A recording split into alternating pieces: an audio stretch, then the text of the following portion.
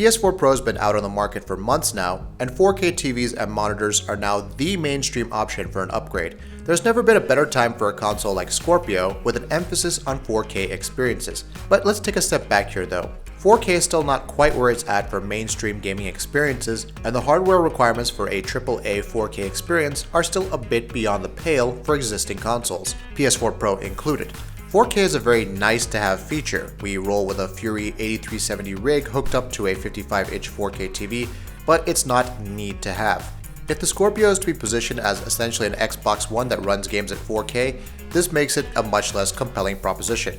Arguably, it's the performance boost at 1080p that's more interesting to many people. Sony's recent decision to implement a boost mode on the PS4 Pro makes for an interesting case study. Both the PS4 and the Xbox One were rather anemic little boxes even at launch. CPU power in particular was appallingly low. The rather weak GPUs on board meant that many AAA titles ran at 900p on the PS4 and as low as 720p on the Xbox One.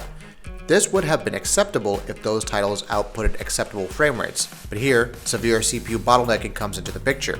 Games like Fallout 4 were built on engines that tend to favor strong single-threaded performance, a holdover from the days when CPU core count wasn't a checklist feature for consumers. Both the Xbox One and PS4 run low-power AMD processors that are clocked extremely low, in line with what you'd see in netbooks or tablets, if they'd ever gotten around to making those APU-powered Windows tablets, that is. The PS4 Pro features the same Jaguar cores, but clocked higher. Games like Fallout 4 and Assassin's Creed Unity need every bit of processing power available, and remarkably, sometimes show linear CPU scaling on the new hardware. This is often enough to achieve that crucial 30 FPS hurdle. However, it could also be argued that the Pro's boost mode is excessively conservative. While developers have the option to leverage additional CPU and GPU power, the problem is just that, it's optional. Newer titles like Neo do feature enhanced performance mode, but Pro patches for older games are far from universal. As it stands, developers have to explicitly take advantage of the Pro's additional resources if they're targeting extra performance.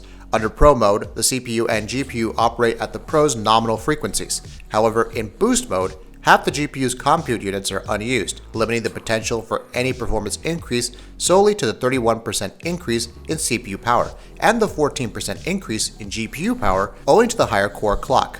Sony's original reasoning for not having a boost mode, that it could result in unexpected bugs, is a bit hard to accept.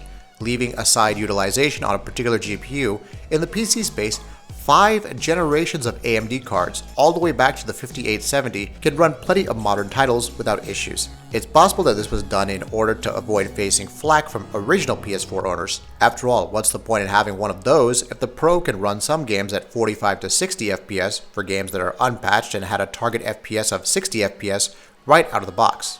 This sets the stage for what the Scorpio can do in terms of handling Xbox One titles. The performance gulf between the Pro and the PS4 is arguably not that significant. You're looking at roughly twice the graphics horsepower at 33% additional CPU grunt. But the Scorpio and Xbox One paint a completely different picture, more in line with a generational upgrade.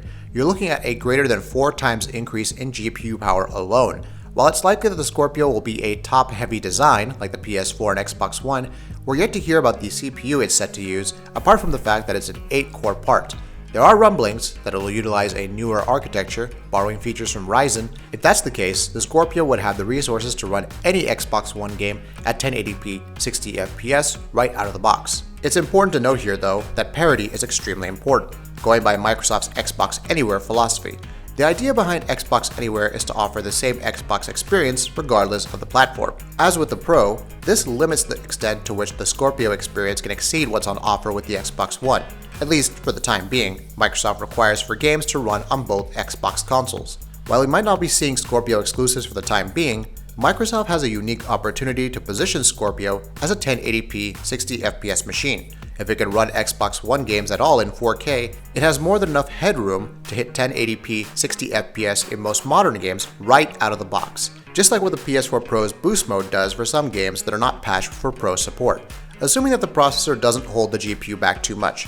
While 4K is what the marketing push is all about, it's 1080p 60 FPS that benefit the most people. Even if Scorpio is priced at $600 plus, this makes it a viable alternative to mid-range RX 480 GTX 1060 rigs for those not willing to get into PC gaming. Xbox One developers will be working with Xbox Anywhere in mind, Compatibility is important as every platform, including PC and maybe even mobile someday, has to run Xbox games.